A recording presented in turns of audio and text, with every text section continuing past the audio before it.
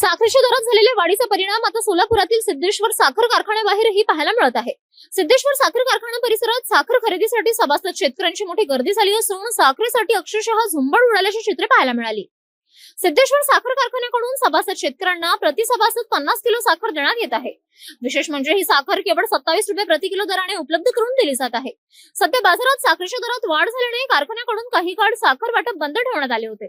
मात्र अचानक पुन्हा साखर वाटप सुरू झाल्याची माहिती सभासद शेतकऱ्यांना मिळताच मोठ्या संख्येने शेतकरी कारखाना परिसरात दाखल झाले। साखर मिळवण्यासाठी कारखान्याबाहेर लांबच लांब रांगा लागल्याचे चित्र पाहायला मिळाले।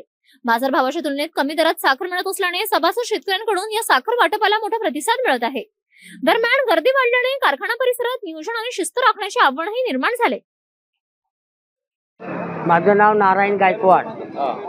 देगावला आमचं शेत आहे। तिथं आम्ही सकाळी 10 वाजल्यापासून उभा आहे इथं। आता आम्ही 3 महिन्यापूर्वी साखर घेतली होती, 2 मिनिटात साखर मिळाली होती। आता साखरेचे भाव वाढल्यामुळं एवढी गर्दी शेतकऱ्यांची झालेली आहे। काय भाव आहे इथं? भाव काय बाहेर भाव आहे? आता इथं 27 रुपये भाव आहे आणि बाहेर 70च्या पुढं भाव गेलेला आहे। 100 पर्यंत जाण्याची शक्यता आहे असं पेपरला बातमी आलेली आहे।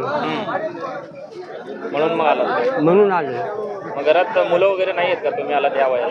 नाही, मुलगा आहे, मी राहणारा पुण्याचा आहे आणि शेती देगावला आहे। त्याच्यामुळे मी नेहमी इथं मी स्वतःच येत असतो। एवढी गर्दी होईल असं वाटलं नाही आहे। इथं पाहिलं तर एवढी गर्दी की बस झाल्या।